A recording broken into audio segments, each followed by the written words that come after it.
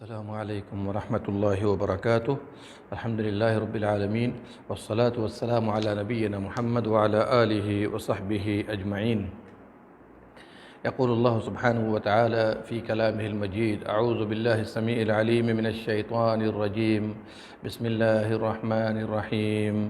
والعاديات ضبحا فالموريات قدحا فالمغيرات صبحا فأثرن به نقعا فوسطن به جمعا إن الإنسان لربه لكنود وإنه على ذلك لشهيد وإنه لحب الخير لشديد أفلا يعلم إذا بعثر ما في القبور وحصل ما في الصدور إن ربهم بهم يومئذ لخبير۔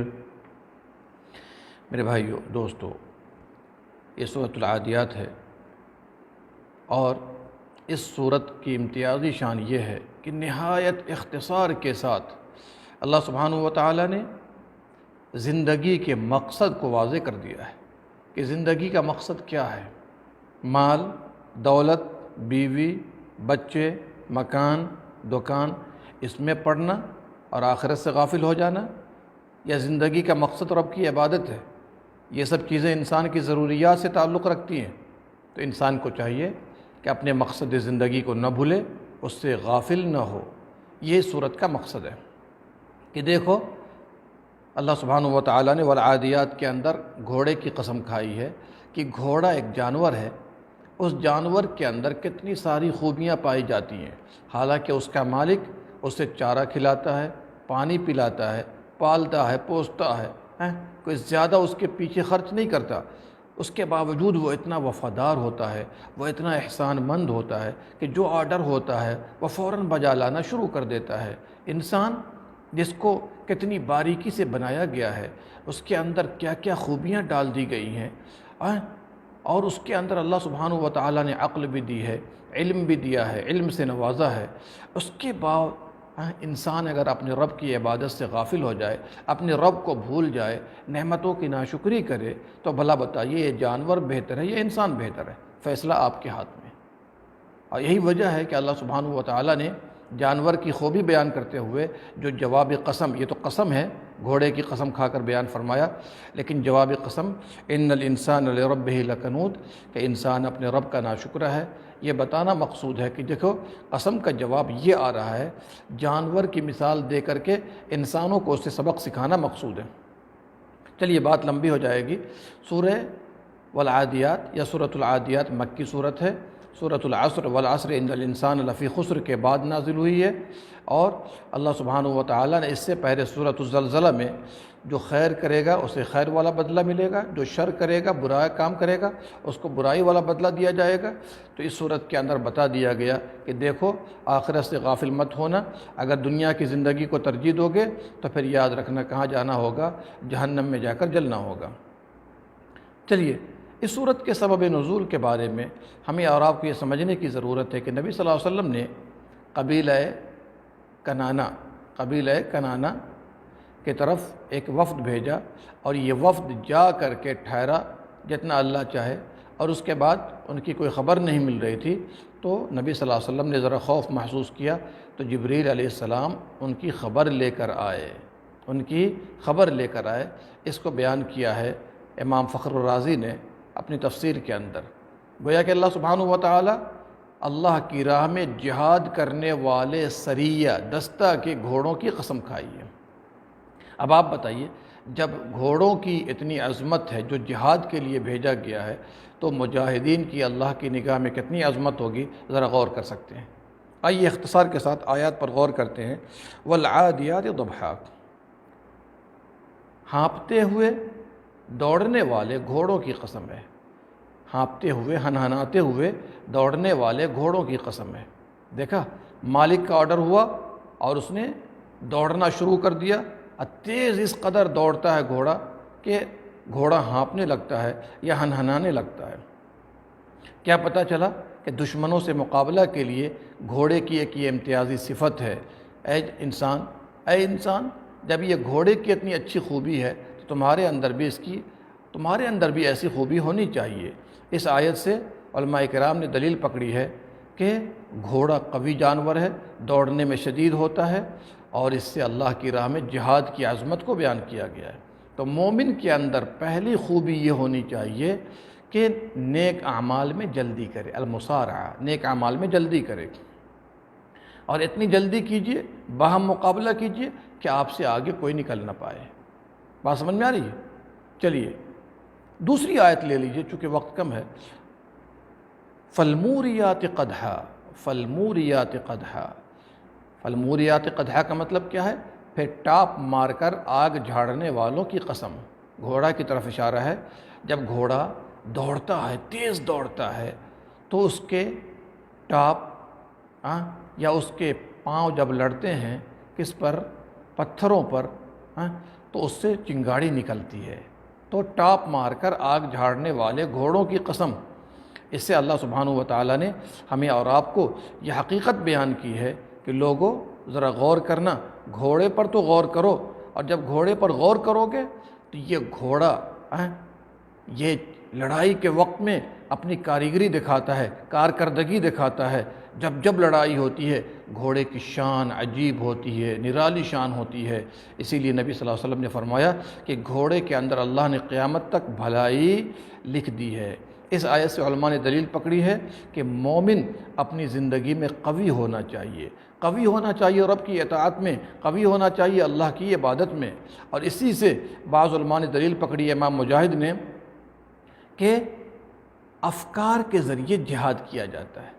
چونکہ گھوڑے ٹاپ مار کر آگ جھاڑتے ہیں، گویا کہ افکار کی جنگ ہونی چاہیے۔ اچھے افکار اپنے اندر لائیں اور مد مقابل کو، اللہ کے دشمنوں کو دھوکہ دے کر، مکر کر کے ان کو زیر کر دیجئے۔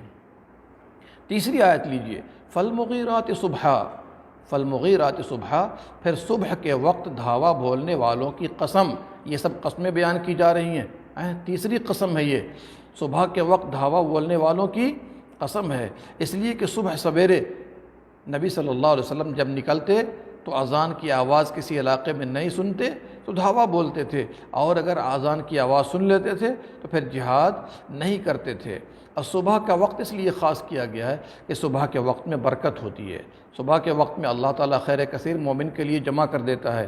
اور یہی وجہ ہے کہ نبی صلی اللہ علیہ وسلم نے فرمایا، بورک لامتی فی بکورہا، میری امت کے لیے صبح کے وقت میں برکت رکھ دی گئی ہے۔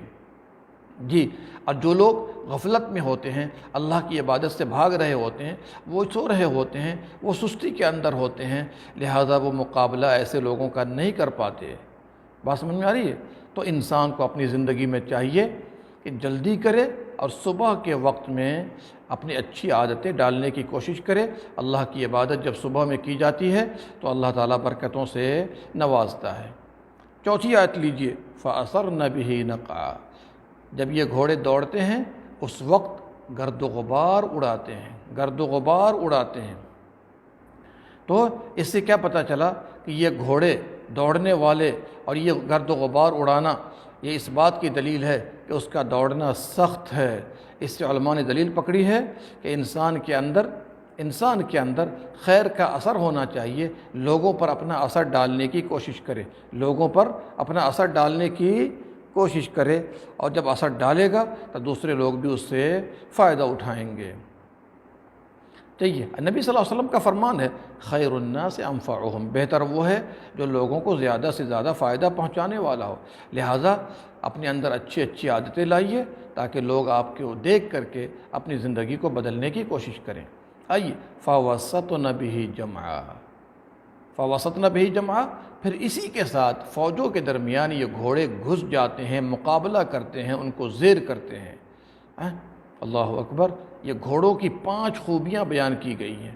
کیا پتہ چلا کہ ہمیں اور آپ کو بھی چاہیے کہ اپنے اندر قیادت کا ملکہ پیدا کریں، کہ آپ 50، 100، 200، 500 لوگوں کے قائد بن جائیں، ان کی رہبری کریں، ان کو ڈیل کریں تاکہ لوگ آپ سے فائدہ اٹھائیں۔ یہ 5 خوبیاں اللہ نے گھوڑے کی بیان کی ہے، اور یہ 5 عادت علماء نے استنباط کیا ہے مومن کے لیے تاکہ اپنی زندگی کو ہم بدلنے کی کوشش کریں۔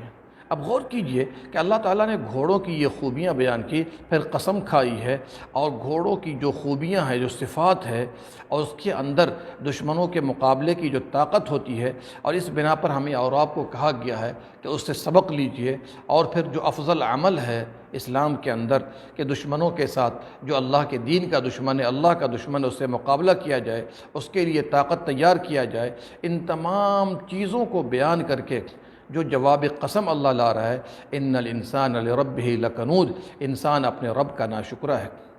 جانور میں اتنی خوبی ہے جبکہ جانور کا مالک اسے کھلاتا پلاتا ہے بس، لیکن اگر انسان کو ہدایت نہیں ملتی ہے تو وہ جانور سے بھی بدتر ہو جاتا ہے، گھوڑے اور بلی کتوں سے بھی بدتر ہو جاتا ہے۔ کیوں؟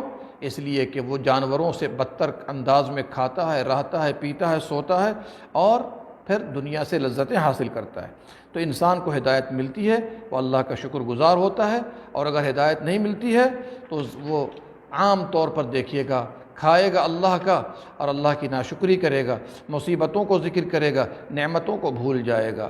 اس لیے یہ اللہ کی دی ہوئی نعمتیں اس کی نافرمانی میں، اس کی نفرت میں اضافہ کر دیتا ہے۔ وہ رب کا کھاتا ہے، رب کی نعمتوں کو استعمال کرتا ہے، اور رب کا شکر بجا نہیں لاتا۔ شرک کرنے والا ناشکرہ ہے، نافرمانی کرنے والا ناشکرہ ہے، اپنی زبان پر اللہ کے خلاف، تقدیر کے خلاف گندی باتیں لانے والا ناشکرہ ہے، نعمتوں کو اللہ کی مرضی کے کاموں سے ہٹ کر غلط کاموں میں استعمال کرنے والا ناشکرہ ہے۔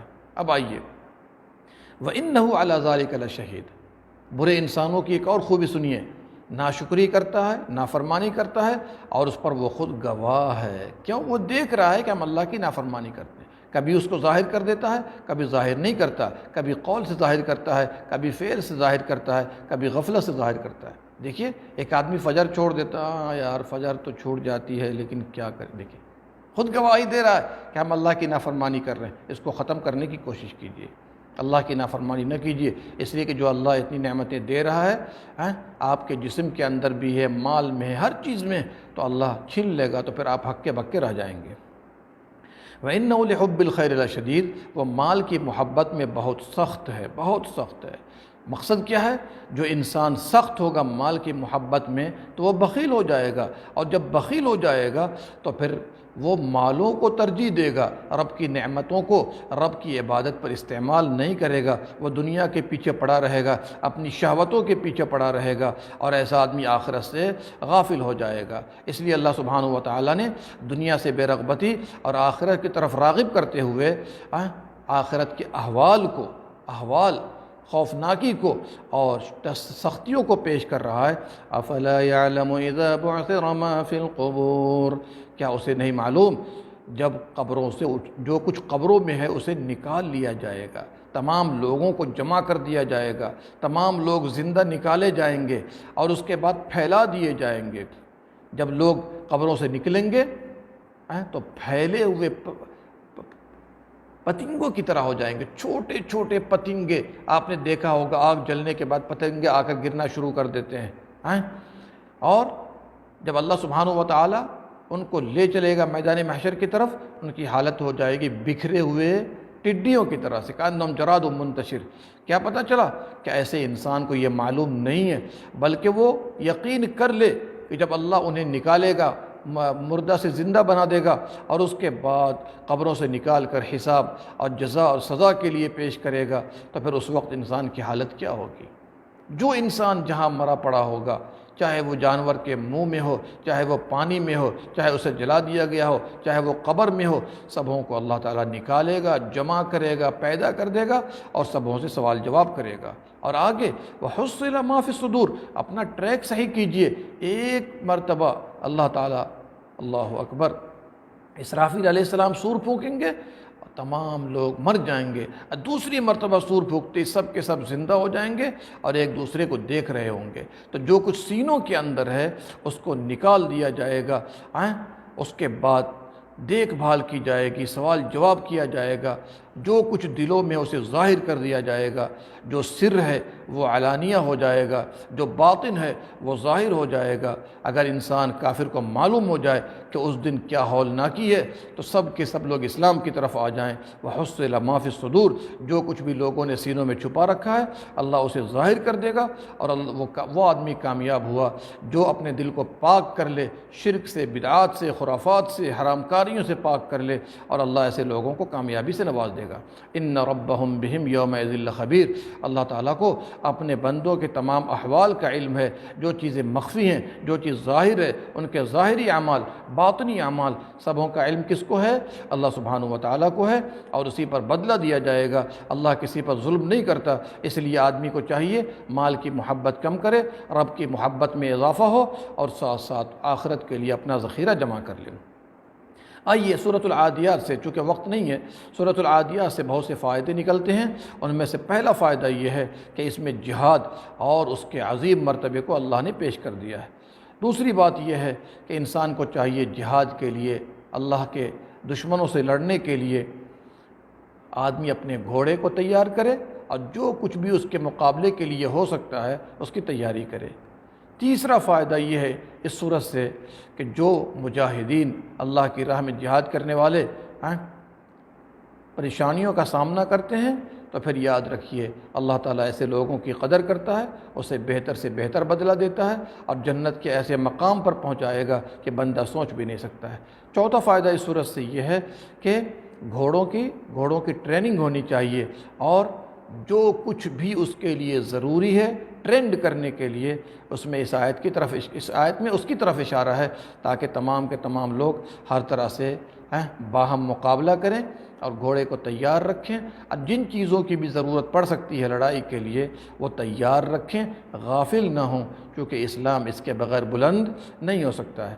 پانچواں فائدہ اس صورت کا یہ ہے کہ اللہ تعالیٰ نے انسان کو پیدا کیا، اسے آزمایا، بعض چیزیں اس کے مزاج میں رکھی ہیں جو اس کے مطابق نہیں ہیں، صبر وغیرہ ہے، لیکن کچھ چیزیں ہیں جو انسان چاہتا ہے وہ برائی ہے، لیکن اللہ آزمائش کرتا ہے، اور جس نے اپنے آپ کو ان برائیوں سے پاک کر لیا وہ کامیاب ہو گیا۔